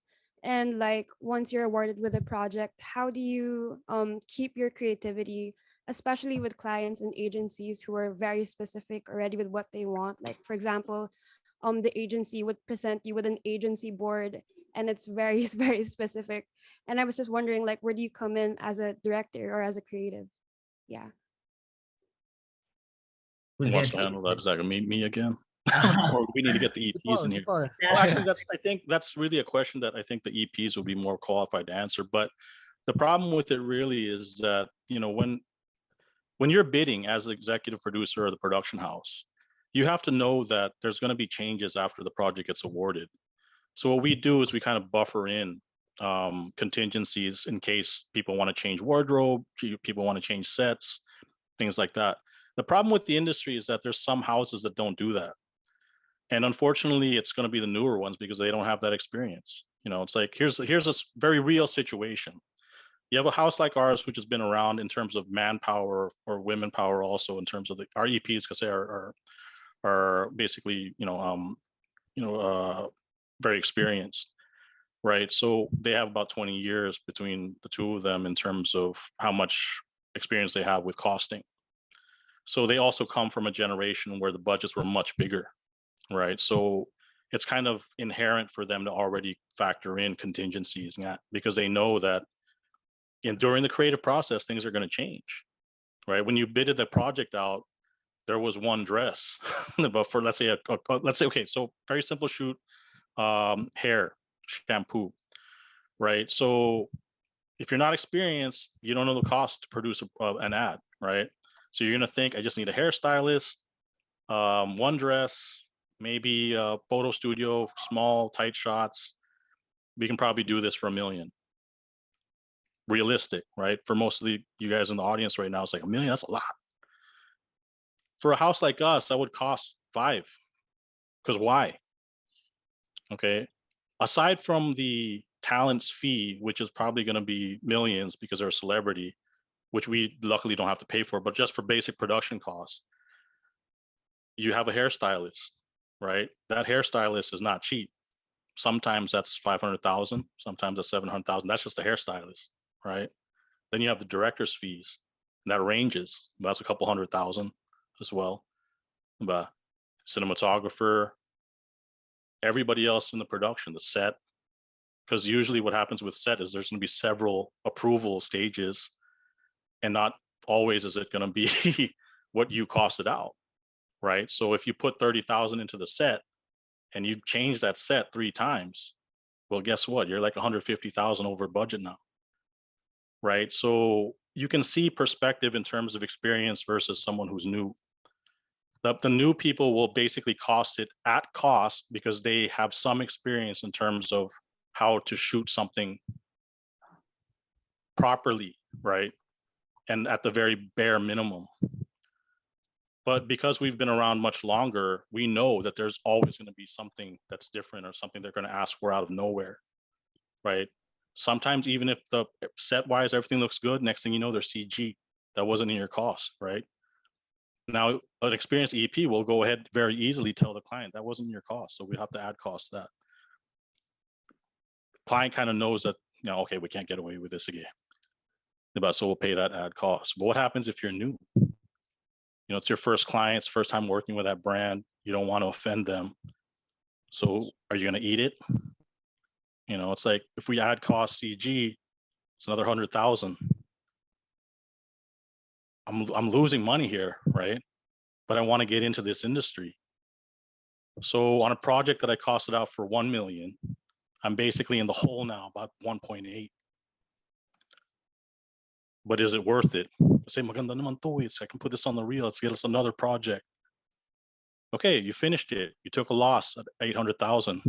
Agency likes you, client likes you, get you again because you did everything they wanted. Here comes the next board. All of a sudden, you try to cost it out for the 1.8, or let's say 2, because you're trying to make a buffer, right? You lost money last time trying to make it back, right? Cost it out for 2. Client goes, hey, last time you gave us a 1 million budget. Now you're doubling it. Why? We produced it the month for 1 million last time. They don't know that, but because you ate the cost. That you didn't want to tell them that you're going over budget because you're afraid of losing the brand or losing the client. And then what happens? Next thing you know, that project goes for a loss or you don't win. So that's the thing. The problem with it is like all of us as creatives, we really have to kind of respect the industry we're in, because if one of us goes down, we're willing to take a hit. We're all going to go down, because the next time they bid it out, they'll go to another house and say, hey, we had another supplier that did this for 1M. And then next time they'll be like, some other person did it for 500. So that's the thing. You guys have to be very cautious of that as you move into this industry, especially when you're young, because you're very eager. You want to get in. You know what you're doing for sure, but not from the business perspective because you haven't experienced it yet, right? So it's like never produce something at cost, because there's going to be changes for sure.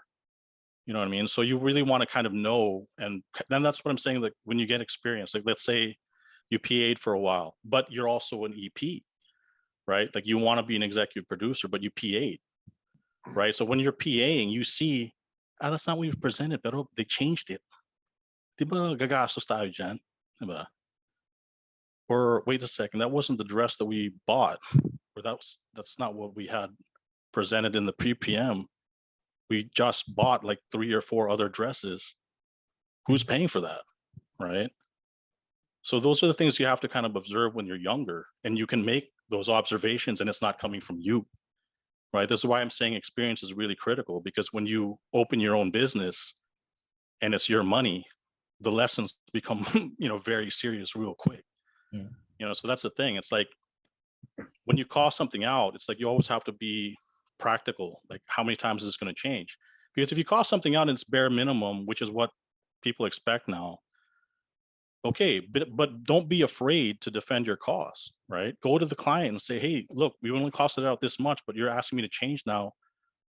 I'm losing money here. That wasn't what we agreed on, because we agreed on one dress for this outfit. We approved it. That was it. Now we bought another one, right? Or change set, same thing. Any little change is going to be a cost, right? So you got to figure that out when you're, especially if you're going to be a producer or if you're in charge of the costing for the project. Did that answer your question, or do you have any? Yeah, more Kat, specific? I wanted to ask, what was your you were asking about when we get a bid, how do us directors still, if the agency and the client are really locked into the board, is there a way for us directors to creatively still add our own twist? Yes. Okay. Yeah. Well, to be honest, when I started out, I always asked, like if they're super locked at something. The one thing that I asked AF about that was, what do I do?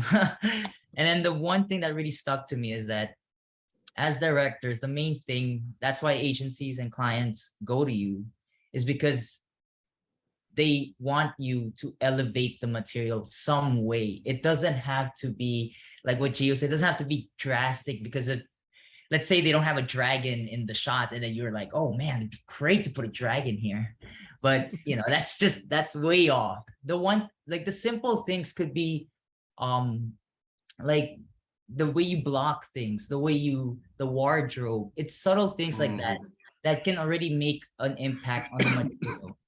And the way Gio said it kanina in his presentation is, as long as you're in the objective of things, you should be okay. And trust me, there's a million ways to do a board. It's amazing how, because there's like 10 directors that do treatments, and all of those treatments will always be different. There's not going to be the same thing.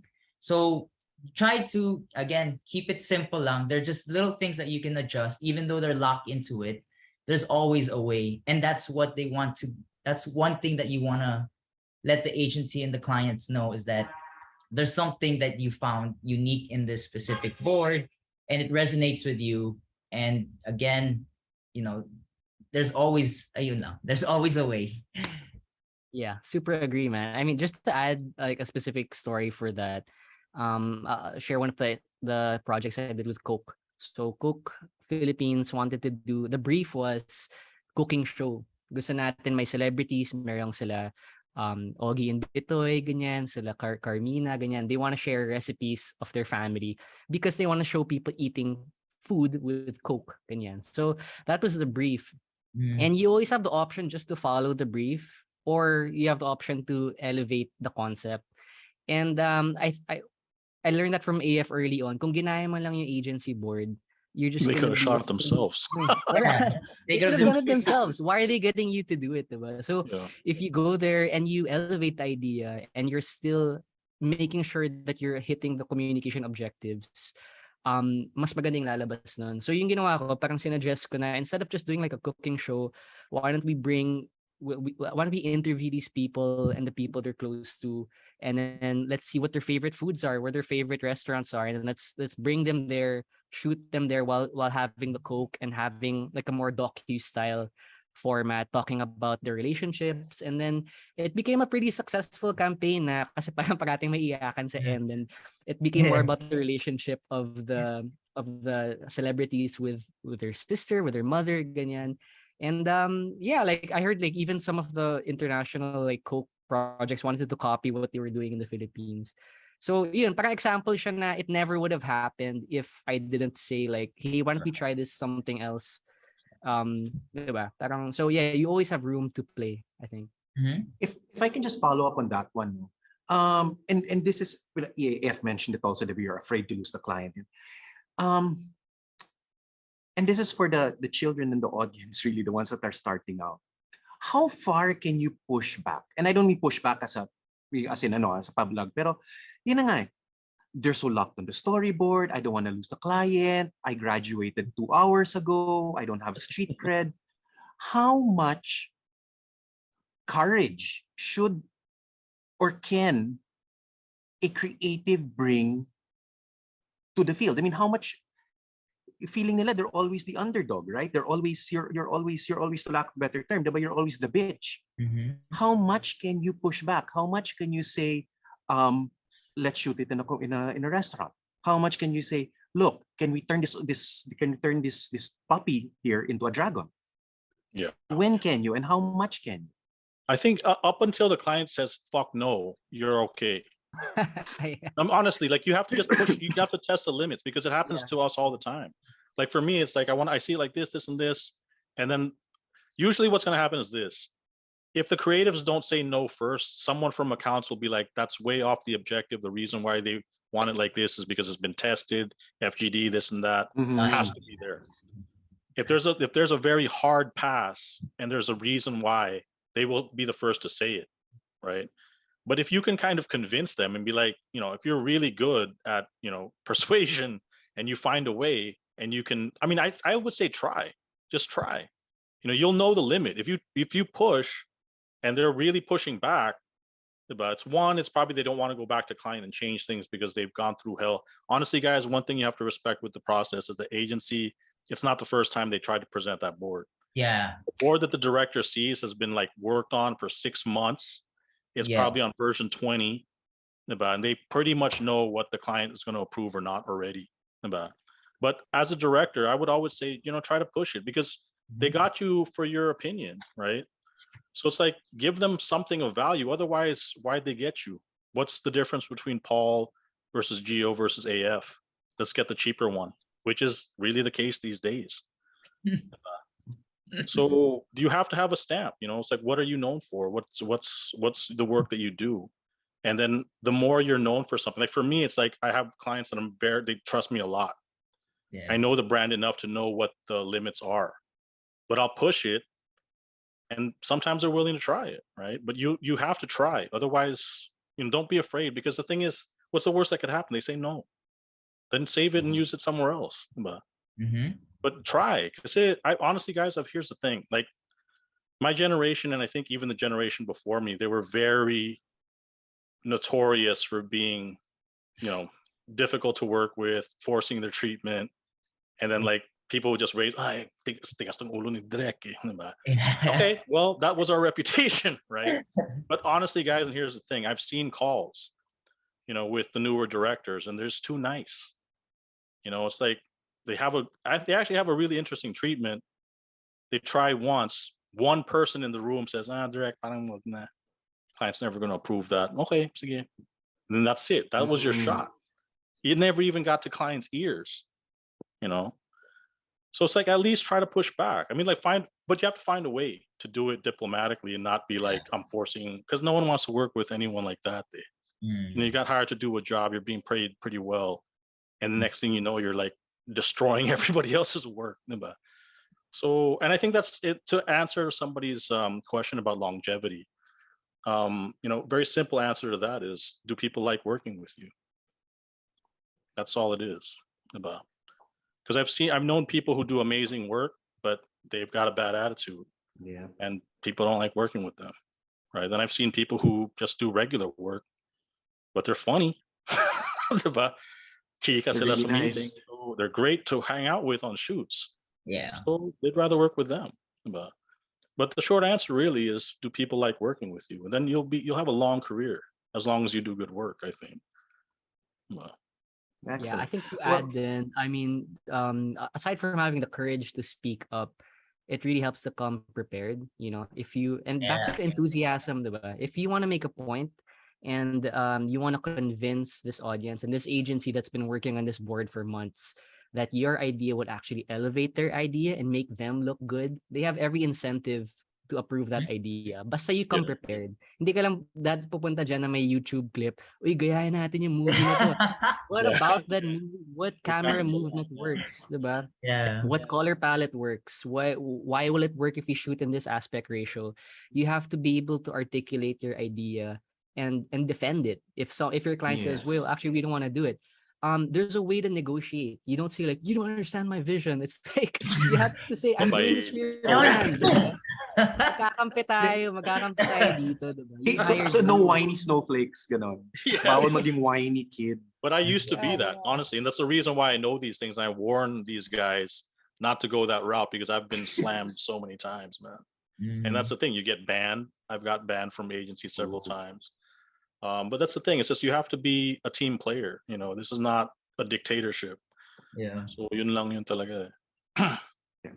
Well, guys, we have to start wrapping this up.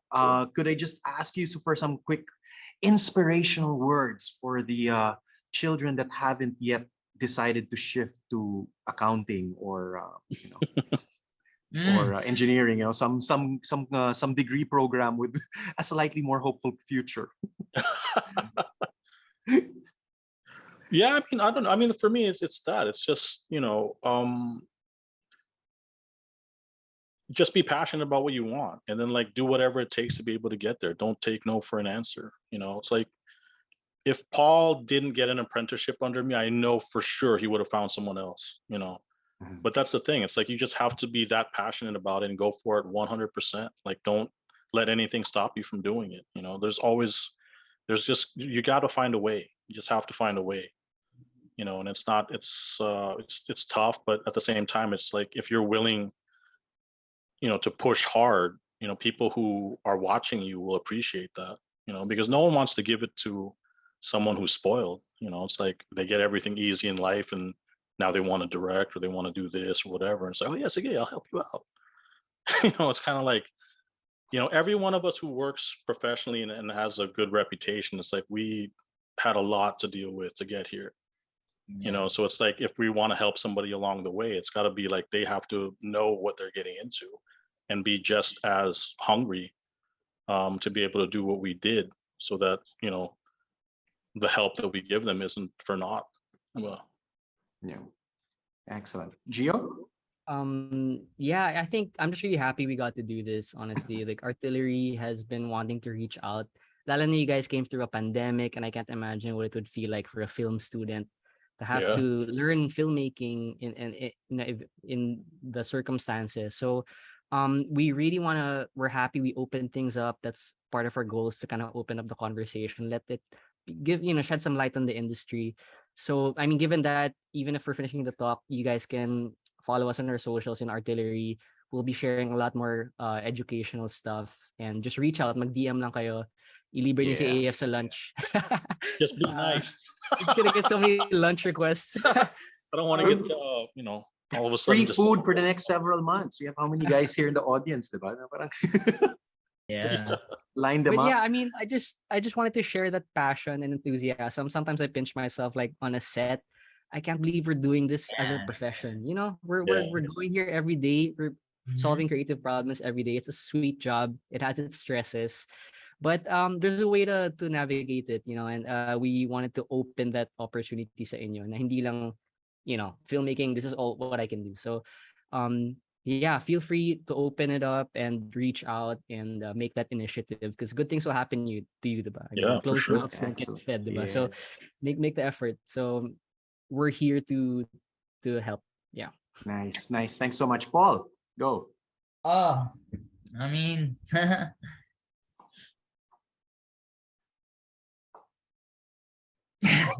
honestly, guys, you're already.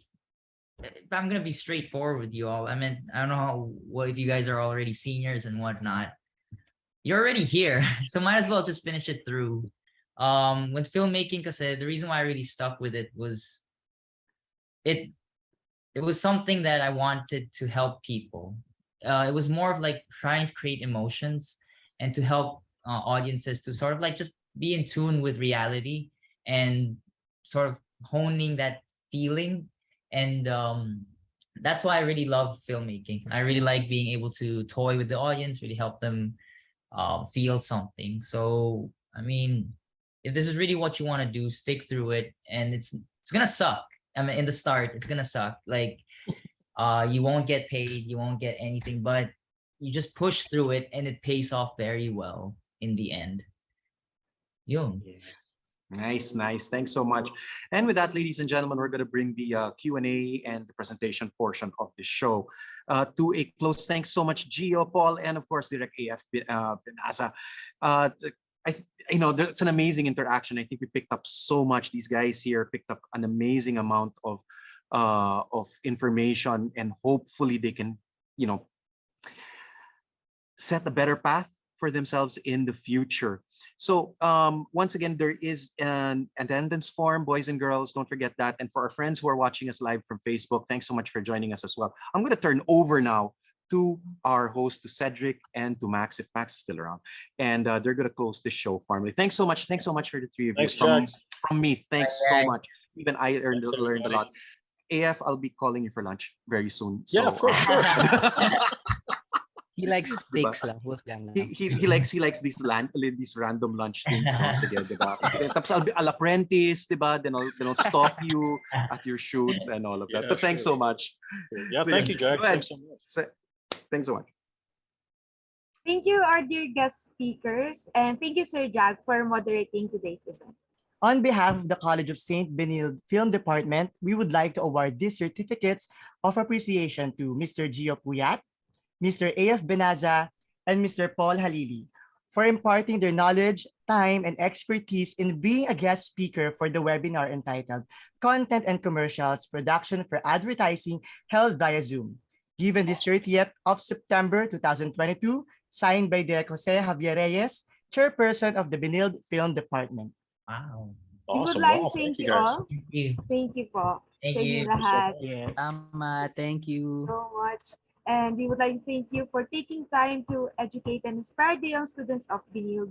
And hopefully the knowledge you have imparted to us will be a much help in our journey and apply to our future careers. Now, before we end our session today, we would like to request everyone to open their cameras for a quick photo op. Yan. So, on cam po tayong lahat. Meron tayong 3 pages.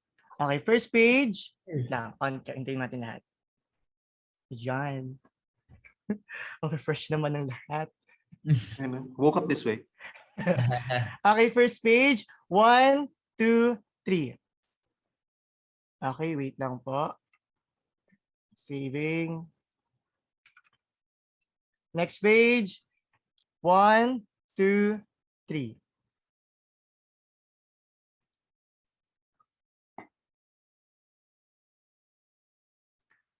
Saving. Last page. Wait lang. Dami. And 1, 2, 3. Okay, thank you po. Thanks, guys. Thanks so everybody. much. Guys, Thanks, maybe everyone. next time we can have a live group photo. Game. Why not? Again, thank you so much, everyone, for attending this Benilde Film Talks content and commercials production for advertising. We hope you learned a lot from our panelists. We would also like to invite you to the Benilde Film Department's future programs, talks, workshops, and events. So kindly like our Facebook page at Benilde Film to keep you updated. For the students, we would like to remind you again to fill out the registration form to be sent in the chat box for your attendance, as the form will be automatically closed at 4 p.m. Again, I'm Carl Cedric Marquez. And I am Maxine Angelique Munoz, and we wish you all a great day ahead. Awesome. Thanks, Cedric. Thanks, Maxine. Thanks, Bye, everybody. guys. Bye. Thanks so much, Geopol. Yeah, thanks so much. Bye, guys. Thanks, kids. Yeah, Great Jack. job. Oh, yeah, follow us on Artillery Media if you guys have any more filmmaking questions. You know. Or watch Directing the Director. Yes. And executive producers, we're looking for some. So send those applications. Ako naman yung Bye, guys. i-launch niya for that. Bye, guys. Nice. Bye. Bye, everybody.